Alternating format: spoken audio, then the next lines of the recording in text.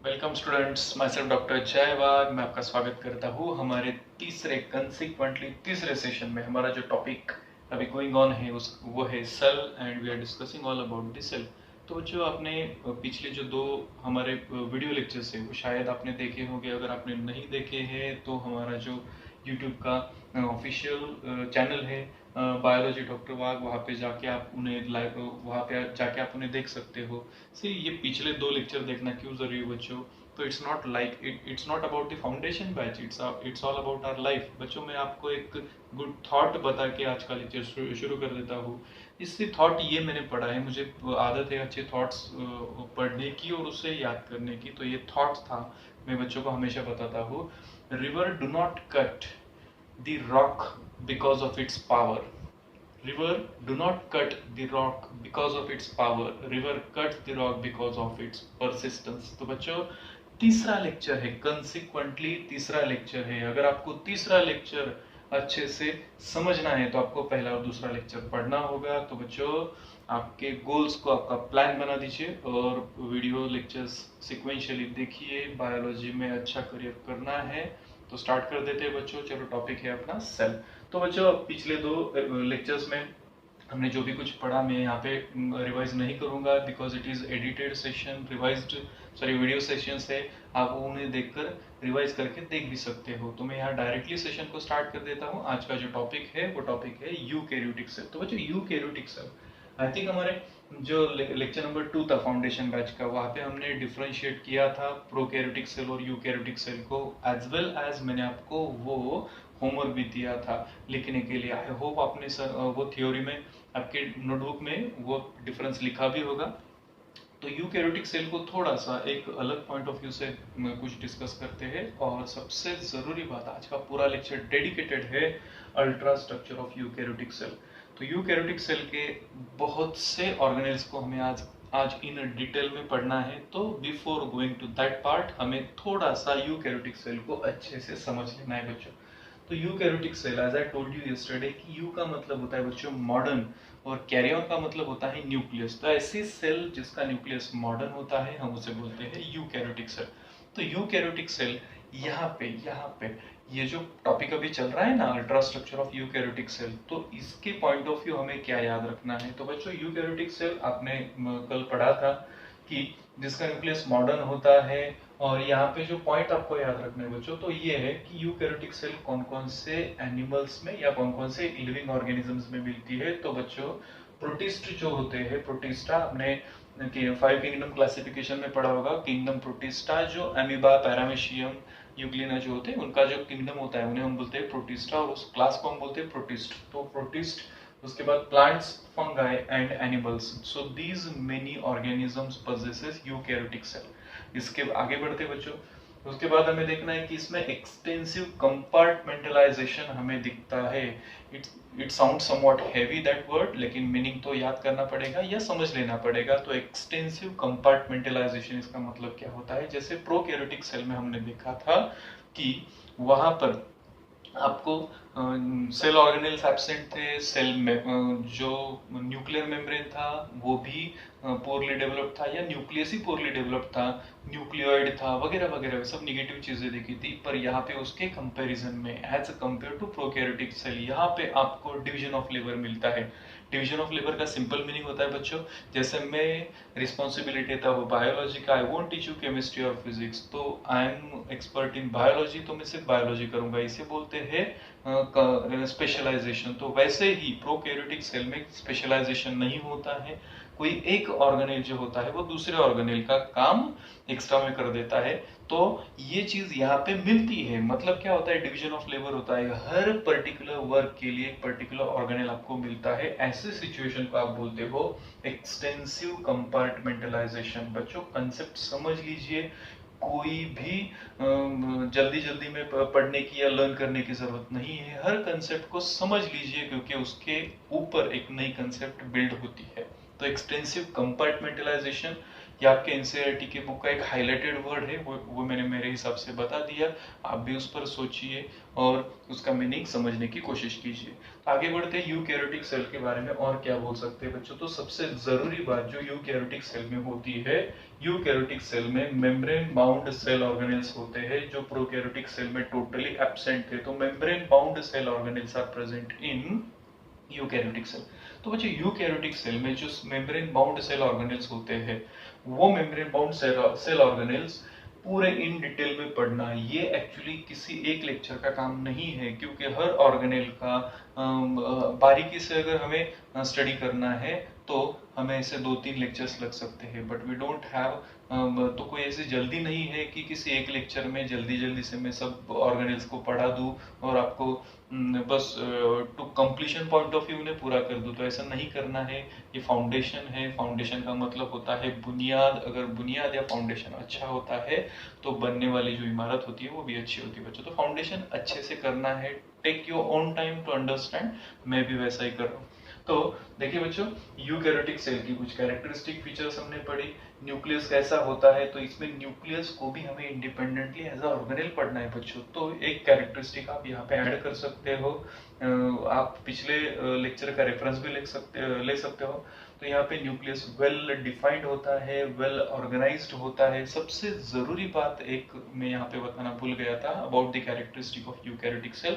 इसका जो genetic material होता है ना बच्चों, जेनेटिक मटेरियल, तो वो अदर देन डीएनए उसमें थोड़ा सा और डेवलपमेंट हो चुका होता है। तो DNA is arranged in the form of chromosomes. तो क्रोमोसोम्स होते हैं, क्रोमोसोम्स पेयर में होती है, पेयर क्रोमोसोम का नंबर होता है, फिर एक प्लॉइडी कंडीशन आती है, हैप्लॉइड, डिप्लॉइड वगैरह वगैरह। तो ऑर्गेनाइजेशन बहुत ही अच्छी तरह से मिलता है हमें यूकैरियोटिक सेल में बच्चों।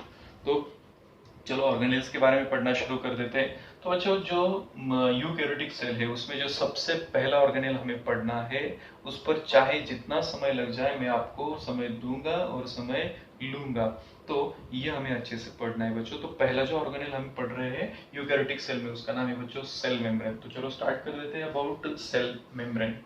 तो सेल मेम्ब्रेन आपका हर एग्जाम के लिए, चाहे आप थ्योरी एग्जाम के लिए प्रिपरेशन कर रहे हो, चाहे आप किसी कॉम्पिटिटिव एग्जाम के लिए प्रिपरेशन कर रहे हो, लेकिन एक एज अ टॉपिक आपको सेल मेम्ब्रेन थोड़ा सा चैलेंज क्रिएट कर सकता है। तो प्लीज प्लीज प्लीज यहाँ पे ज्यादा आप अटेंशन दीजिए और टॉपिक को अच्छे से समझ लीजिए बच्चों। जो सेल मेम्ब्रेन होता है, सेल मेम्ब्रेन बाय सीक्वेंस अगर आप किसी प्रोटिस्टा या किसी एनिमल के बारे में डिस्कशन कर रहे हो तो ये आउटर मोस्ट होता है। मैं फिर से दोहरा देता हूँ, if you are going to discuss about the protist और animal, it is the outermost, but if you are going to discuss about the algae, fungi और plant, तो ये सेकेंड आउटरमोस्ट होता है, क्योंकि वो तीनों किंगडम में सेल वॉल उसके बाहर होती है। तो सीक्वेंस डजंट मैटर, मैंने जो मुझे क्लियर करना था वो क्लियर कर दिया।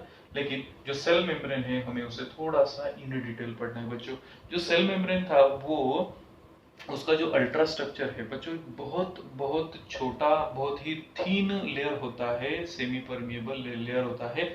उसका अल्ट्रा स्ट्रक्चर कब हमने बारीकी से पढ़ा बच्चों, तो 1950s में इसका पूरा अल्ट्रा स्ट्रक्चर ह्यूमंस को इन साइंस में पढ़ने को मिला।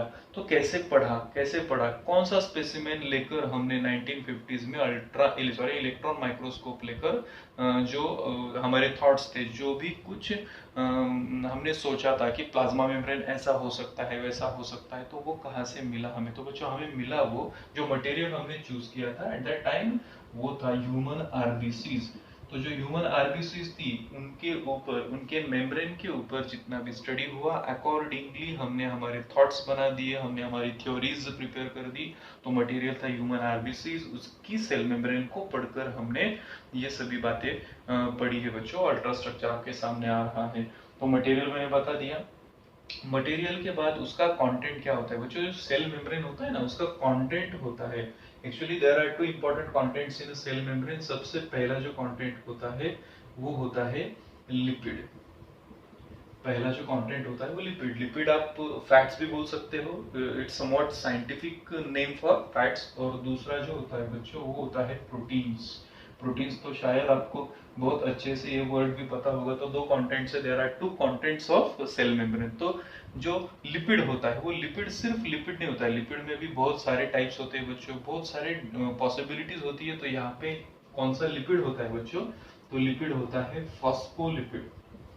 फॉस्फोलिपिड आप इजीली समझ सकते हो, जिसमें फॉस्फेट अटैच्ड हो ऐसा लिपिड उसे हम बोलते हैं फॉस्फोलिपिड। तो फॉस्फोलिपिड होता है, ये फॉस्फोलिपिड भी एक लेयर में नहीं होता है बच्चों, दो लेयर में होता है। तो मैं उससे बोलूंगा it is phospholipid by layer.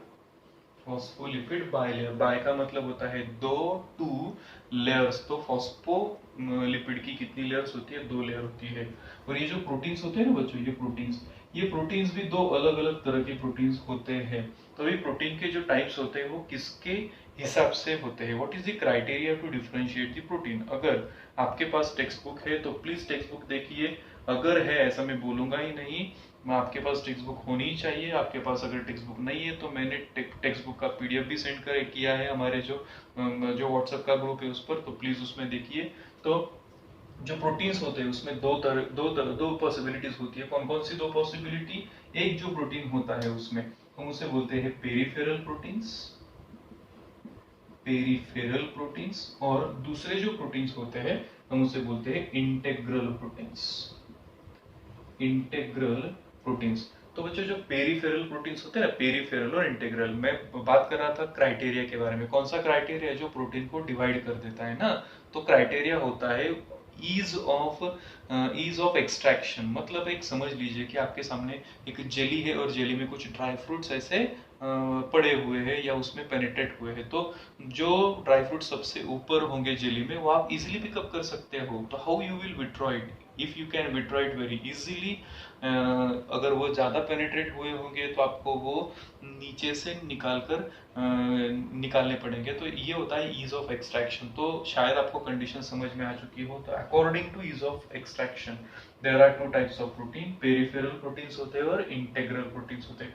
तो बच्चे जो पेरिफेरल प्रोटीन होते हैं ना, ये पेरिफेरल प्रोटीन जो होते हैं वो सरफेस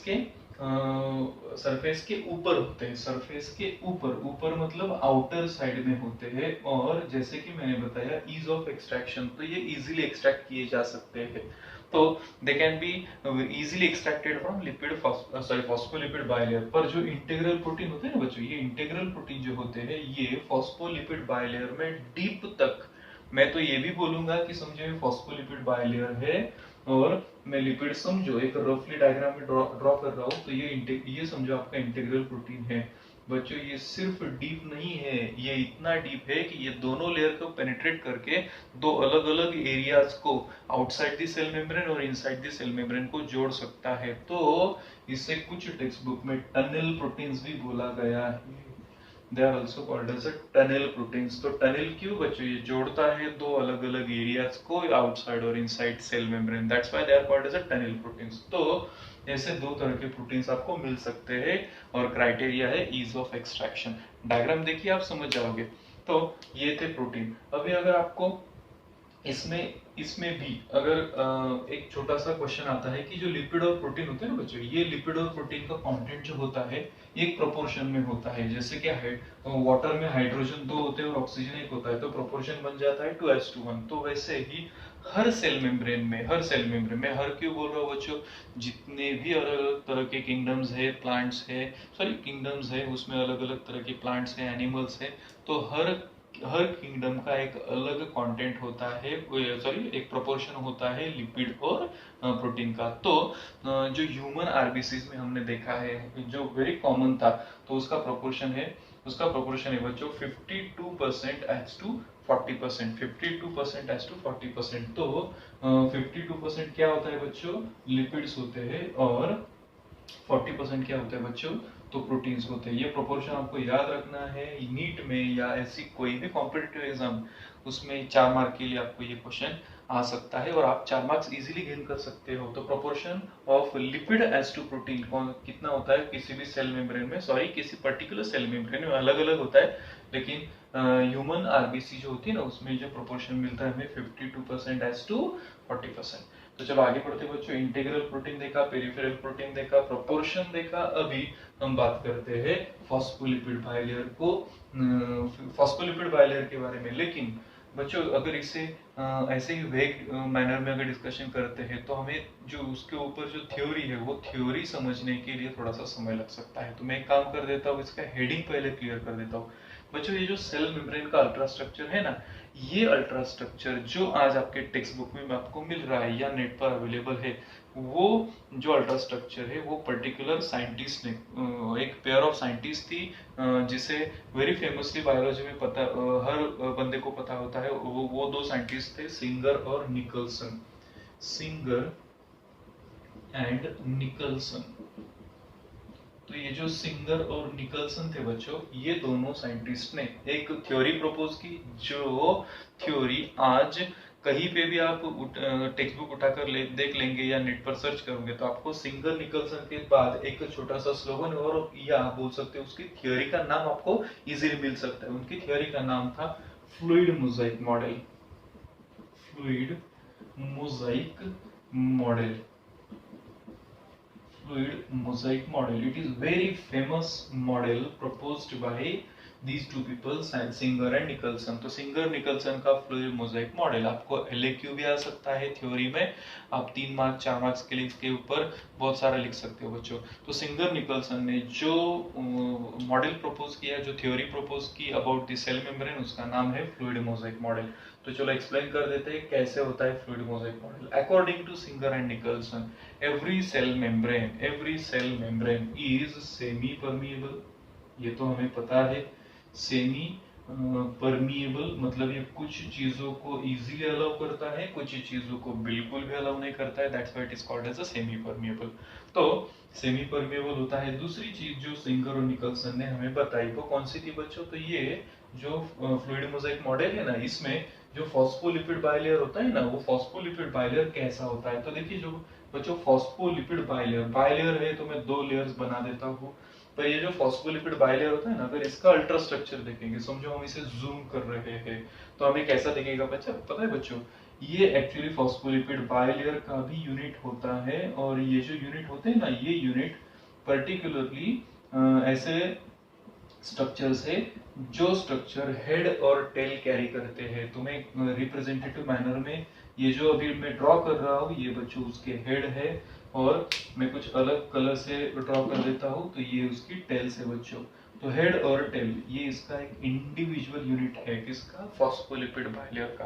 तो एक फॉस्फोलिपिड बाइलेयर में बहुत सारे ऐसे सब यूनिट्स होते हैं। तो ये सब यूनिट्स अगर आप अच्छे से देखोगे, ये हो गया फर्स्ट लेयर, ये हो गया सेकंड लेयर। अगर आप अच्छे से देखोगे तो ये जो बाहर वाला जो पार्ट है ना बच्चों, ये उसका हेड होता है और ये होता है tell.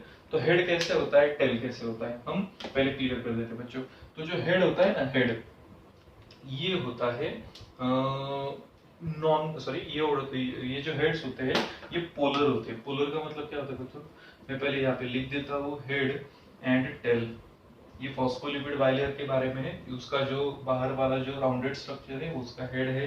So all these heads are polar in nature. Polar का मतलब क्या होता है बच्चों, आपने ज्योमेट्री में ज्योग्राफी में पढ़ा होगा, एज वेल एज साइंस में बहुत इजी आपको पता होगा, फिजिक्स में भी आता है। पोलर का मतलब होता है अपोजिट टू ईच अदर, मतलब एक नॉर्थ है तो एक साउथ है, एक ब्लैक है तो एक व्हाइट है, एक दूसरे से टोटली अपोजिट होते हैं। तो देखिए आप यहाँ पे देख सकते हो, एक इधर की तरफ है तो एक इधर की तरफ है। So you can say they are opposite to each other. That's why they are called as a polar. तो head क्या होते हैं, polar होते हैं बच्चों। और जो tail होती है ना, tail, ये होती है नॉन पोलर, ये होती है नॉन पोलर। नॉन पोलर का मतलब क्या, they can sit together, they can face to each other, ऐसे स्ट्रक्चर को हम बोलते हैं नॉन पोलर। तो हेड्स होते हैं पोलर, टेल होती है नॉन पोलर। हेड जो होते हैं वो एक फॉस्फोलिपिड का जो टिपिकल मटेरियल है उससे बने हुए होते हैं। और जो टेल होती है ना बच्चों, टेल, ये टेल का कंटेंट जो होता है, ये टेल का कंटेंट ये होता है हाइड्रोकार्बन। हाइड्रोकार्बन टेल होती है। तो ये जो हाइड्रोकार्बन की टेल होती है ना, सैचुरेटेड हाइड्रोकार्बन से बनी हुई होती है और ये हाइड्रोफोबिक होती है। दूसरी कैरेक्टरिस्टिक उसकी ये होती है हाइड्रोफोबिक। हाइड्रोफोबिक इसका मतलब होता है बच्चों, हाइड्रा का मतलब होता है वाटर पानी, और फोबिया का मतलब होता है to resist, to avoid, don't like. तो it is resistant to water, it don't like water, तो वो पानी में डिजोल्व नहीं होती है, that's why they go away from the water, that's why वो इनसाइड होती है। और जो हेड होते हैं, जो पोलर होते हैं, जो मैंने बताया उसका मटेरियल था फॉस्फोलिपिड, वो होते हैं हाइड्रोफिलिक। हाइड्रोफिलिक बच्चों, मेरे हिसाब से अगर आपको स्टडी करना है और अच्छे से स्टडी करना है, अच्छे से याद रखना है, कम से कम एक्सपोजर में, तो उसे डिफरेंशिएट कर दीजिए। क्योंकि मेरे हिसाब से पर्सनली किसी भी टॉपिक को अच्छे से लर्न करना है तो उसे डिफरेंशिएट कर दीजिए, कंपैरिजन कर दीजिए। कंपैरिजन में कोई भी टॉपिक अच्छे से आप समझ सकते हो। तो यहाँ पे देखिए हेड और टेल की बात हो रही है फॉस्फोलिपिड बाइलेयर की। हेड जो है वो पोलर है, एक दूसरे से अपोजिट है।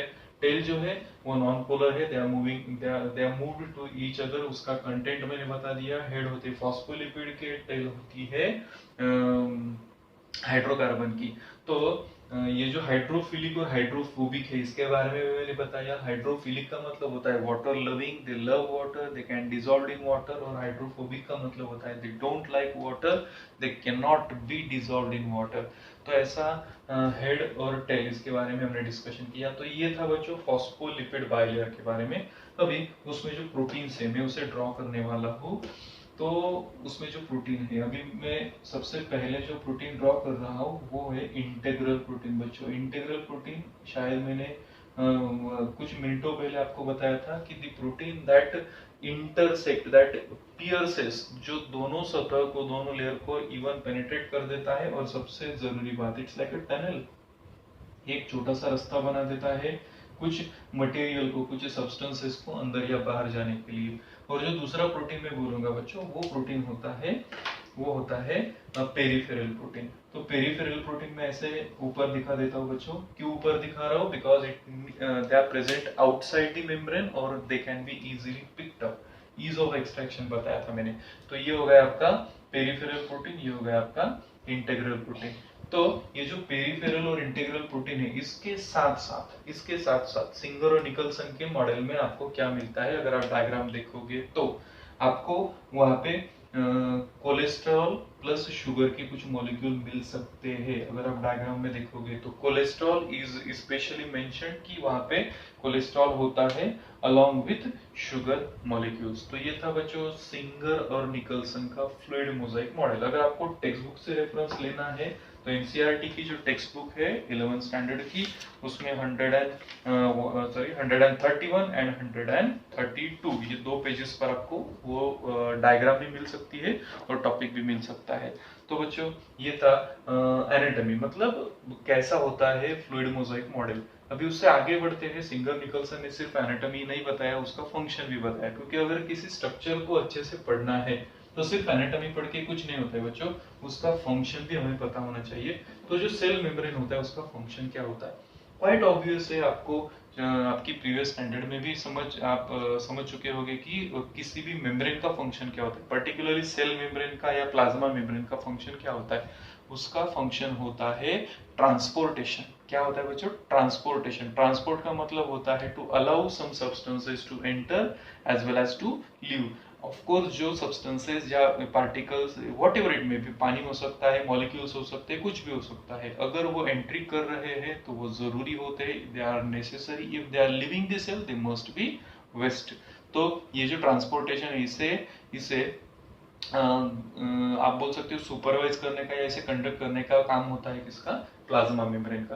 तो इसमें बच्चों एक टॉपिक में आपको क्लियर करना चाहता हूँ। ये जो ट्रांसपोर्ट होता है ना, transport of material, transport of material, तो ये ट्रांसपोर्ट ऑफ मटेरियल जो होता है ना, ये सेमी परमेबल नेचर जो होता है ना प्लाज्मा मेम्ब्रेन का, उसकी वजह से होता है। लेकिन ये जो ट्रांसपोर्ट है, अगर आप बुक में देखोगे तो आपको दो तरह का ट्रांसपोर्ट मिलता है बच्चों। एक होता है पैसिव टाइप ऑफ ट्रांसपोर्ट और दूसरा होता है एक्टिव टाइप ऑफ ट्रांसपोर्ट। तो बच्चों बायोलॉजी में पैसिव और एक्टिव का मीनिंग फिजिक्स से अलग होता है। फिजिक्स में पैसिव अलग है, एक्टिव अलग है। यहाँ पे मैं एनर्जी की बात नहीं कर रहा हूँ बच्चों, यहाँ पे मैं बात कर रहा हूँ ट्रांसपोर्ट की। तो कौन से ट्रांसपोर्ट को आप पैसिव ट्रांसपोर्ट बोल सकते हो? देखो बच्चों, this is the deciding factor ना, ये बाउंड्री पर किसी समझो किसी कोई आर्मी पर्सन है जो एक दरवाजे के पास बैठा है और वो डिसाइड करेगा कौन बंदा अंदर आएगा कौन बाहर जाएगा, तो he is the deciding person. Similarly cell के बारे में ये जो सेल मेम्ब्रेन है, it is the deciding factor. अगर वो किसी मॉलिक्यूल को या किसी चीज को easily without expenditure of energy, without resistance, उसके ऊपर कोई भी एक्शन लिए बगैर अगर उसे अंदर आने देता है विद फ्लो और उसे जाने भी देता है, तो ऐसा ट्रांसपोर्ट हो जाता है बच्चों पैसिव ट्रांसपोर्ट। पैसिव ट्रांसपोर्ट में सबसे जरूरी बात होती है कि एटीपी का एक्सपेंडिचर नहीं होता है।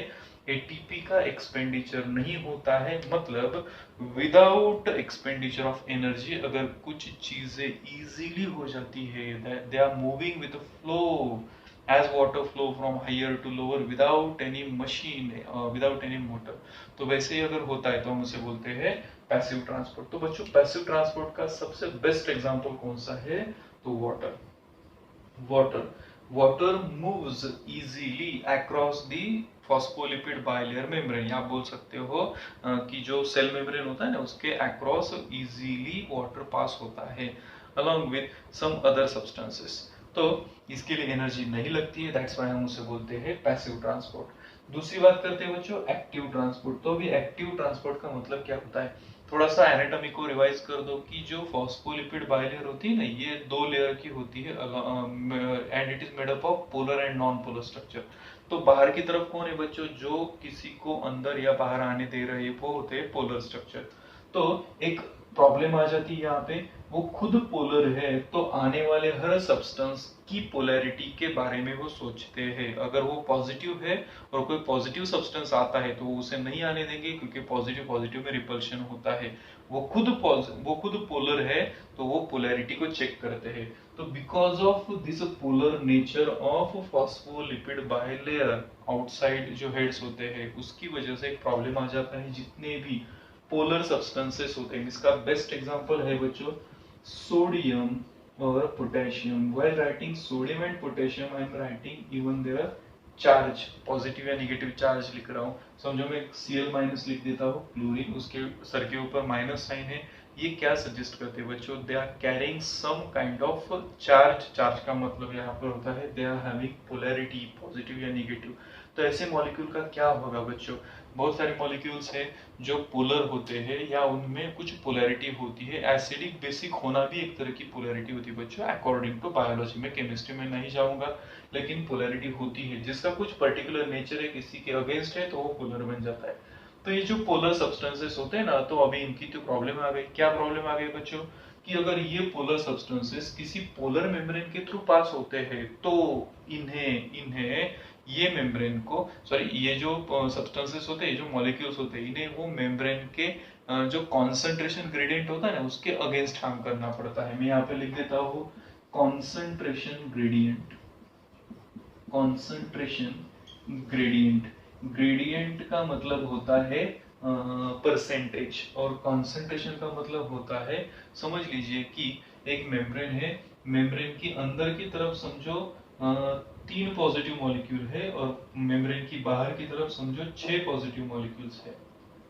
तो ये हो गया इनके बीच में ग्रेडियंट, मतलब डिफरेंस। और कॉन्सेंट्रेशन कहाँ पे ज्यादा है बच्चों? तो बाहर की तरफ ज्यादा है, अंदर की तरफ कम है। तो अब क्वाइट ऑब्वियस है कि बाहर वाले जो मॉलिक्यूल्स है वो कहाँ पे घुसने की कोशिश करेंगे? अंदर की तरफ, because of their high concentration.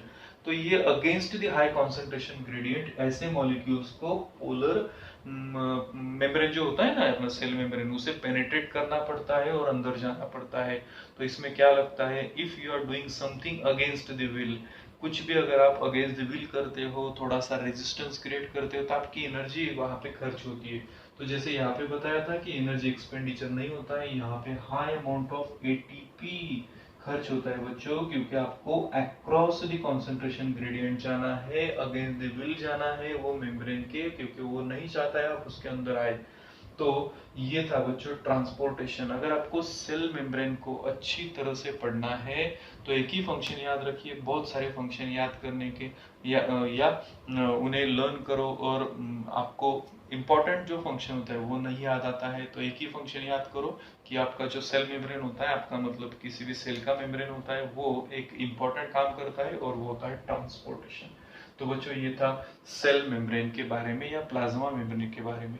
हमने बहुत ही डिटेल में इसका डिस्कशन किया है, आपकी टेक्स्ट बुक में भी इतना डिटेल में डिस्कशन नहीं है बच्चों। तो चलो मूव करते हैं नेक्स्ट टॉपिक की तरफ। सो अकॉर्डिंग टू प्लान हमारा जो नेक्स्ट स्ट्रक्चर है बच्चों उसका नाम है सेल वॉल। तो सेल मेम्ब्रेन हमने कवर कर लिया, अभी दूसरा जो ऑर्गेनेल हम पढ़ रहे हैं उसका नाम है सेल वॉल। तो cell wall, see this topic won't take that much time as compared to cell membrane। ये इतना समय नहीं जाया करेगा हमारा, जितना जाया नहीं बोल सकते, लेकिन जितना टाइम हमने स्पेंड किया सेल मेम्ब्रेन पर उतना टाइम डेफिनेटली यहाँ पे नहीं लगने वाला है। तो सेल वॉल बच्चों, जो सेल वॉल होती है ना, वॉल का मतलब होता है कोई दीवार जो होती है ना, तो सेल के ऊपर, सेल के बाहर की तरफ जो वॉल होती है ना, वो होती है cell wall. It's a protective structure formed outside the cell membrane. अभी हमने सेल मेम्ब्रेन पढ़ा, सेल मेम्ब्रेन के बाहर की तरफ जो एक प्रोटेक्टिव लेयर होती है जो बहुत ही टफ होती है बाय नेचर, होनी भी चाहिए क्योंकि प्रोटेक्शन करना है उसे सेल का, तो वो होती है सेल वॉल। तो सेल वॉल जो होती है ना बच्चों, सेल वॉल को अगर आपको पढ़ना है तो इस सेल वॉल का आप समझ लीजिए कंटेंट आपको सबसे पहले तो पता होना चाहिए। कौन कौन से किंगडम में सेल वॉल होती है, लेक्चर के स्टार्ट में मैंने बता दिया था कि 3 किंगडम है। सबसे पहले आता है फंगस, मतलब फंगाई, दूसरा होता है एल्गी और तीसरा होता है प्लैंटी। तो ये 3 किंगडम है बच्चों जिनमें आपको सेल वॉल मिलता है। तो जो फंगस होता है बच्चों, ये कॉम्प्लेक्स प्रोटीन से बना हुआ था इसका सेल वॉल, जिसे हम बोलते हैं chitin. Yes, it is a chitin, complex protein होता है। एल्गी जो होता है, एल्गी मैं टेक्स्ट बुक से पढ़ूंगा इसे। तो एल्गी में जो सेल वॉल होती है ना बच्चों, इसमें बहुत सारे ऑप्शंस है। ये आप क्लासिफिकेशन ऑफ प्लांट में थैलोफाइटा या एल्गी जब पढ़ोगे तब आपको डिटेल में पढ़ना है। मैं यहाँ पे लिस्ट कर देता हूँ, पेज नंबर है 132 ऑफ एनसीईआरटी टेक्स्ट बुक। कौन कौन से ऑप्शंस है, तो सेल्यूलोज है, गैलेक्टन्स है, मैनन्स है और उसके साथ कुछ मिनरल्स है जैसे कि कैल्शियम कार्बोनेट। मैं शॉर्ट में बता देता हूँ बच्चों को एक एग्जांपल लेकर। तो यहाँ पे लिख देता हूं मैं सेल्यूलोज, गैलेक्टन्स, मैनन्स, बहुत सारी गैलेक्टन्स, मैनन्स और अलॉन्ग विथ कैल्शियम कार्बोनेट, बहुत सारे ऑप्शंस है एल्गी में। But in case of plant बहुत ही इजी है, यहाँ पे होता है सेल्यूलोज और पेक्टिन, सेल्यूलोज और पेक्टिन, बस इतने ऑप्शंस होते हैं। तो ये रहे डिफरेंट कंटेंट्स, अलग अलग किंगडम में होने वाले सेल वॉल के कंटेंट। तो बच्चों सेल वॉल का सबसे जरूरी फंक्शन क्या होता है, तो एक तो प्रोटेक्शन होता है, दूसरा क्या होता है, पर्टिकुलरली अगर आप प्लांटी या एल्गी में पढ़ोगे, देखोगे डायग्राम, तो आपको समझ में आ जाएगा कि cell wall maintain the shape of the cell. तो जो सेल होती है ना, उसका शेप मेंटेन करने का काम किसका होता है बच्चों, सेल वॉल का होता है। तो ये जो सेल वॉल होती है ना प्लांट में या एनिमल में, तो ये जब यंग फेज में होती है, जब कोई सेल छोटी होती है, उसकी it is moving towards the maturity, तो यंग फेज में जो होती है ना सेल वॉल, तो उसे प्राइमरी सेल वॉल बोला जाता है। प्राइमरी क्यों प्राइमरी, क्योंकि वो यंगर कंडीशन में होती है, यंगर कंडीशन में होती है, तो प्राइमरी सेल वॉल होती है बच्चों। ये जो प्राइमरी सेल वॉल होती है ना, ये प्राइमरी सेल वॉल जो होती है, it has a capacity of growth. तो इसमें एक एबिलिटी होती है कि थोड़ी सी फ्लेक्सिबल होती है। It has ability of growth मतलब फ्लेक्सिबल है, थोड़ा सा एक एडजस्ट हो सकती है, जहाँ पे अगर जरूरत है तो बढ़ेगी, कम हो जाएगी। तो ये सभी फीचर्स किसमें होते हैं, primary. But as it turns to secondary, तो जैसे जैसे ये मैच्योर्ड होने लगती है, यहाँ पे यंगर थी, यहाँ पे अभी क्या होने लगी, वो मैच्योर्ड होने लगी, तो वो कन्वर्ट हो जाती है सेकेंडरी में। तो उसकी जो एबिलिटी होती है ना ग्रोथ करने की या फ्लेक्सिबिलिटी की, वो पूरी तरह से मिट जाती है और वो बन जाती है टफ। तो टफ होने के बाद उसमें जो भी चेंजेस थे बच्चों ये नहीं हो सकते, इट बिकम परमानेंट। तो जितने भी चेंजेस थे वो सब परमानेंट हो जाते हैं। तो इसके बाद सेल वॉल से ही अटैच्ड एक दूसरा टॉपिक है जो हमने कल भी पढ़ा था, उसका नाम है बच्चों मिडल लैमेला। सेल वॉल के साथ ही पढ़ना है आपको मिडल लैमेला। तो ये जो मिडल लैमेला होता है ना बच्चों, ये मिडल लैमेला ये है तो बहुत छोटा सा टॉपिक, लेकिन इस पर कभी अगर क्वेश्चन आ गया और आपको पता नहीं है तो आप गेस भी नहीं कर सकोगे, क्योंकि कुछ ऐसा टॉपिक हो सकता है ये बहुत से स्टूडेंट को पता ही नहीं होता है बच्चों।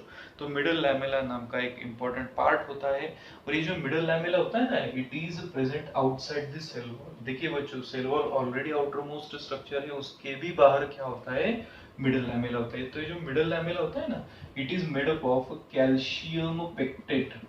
ये कौन से मटेरियल का बना होता है, तो कैल्शियम पेक्टेट नाम के मटेरियल से ये बना हुआ होता है। तो उसका कंटेंट मैंने बता दिया।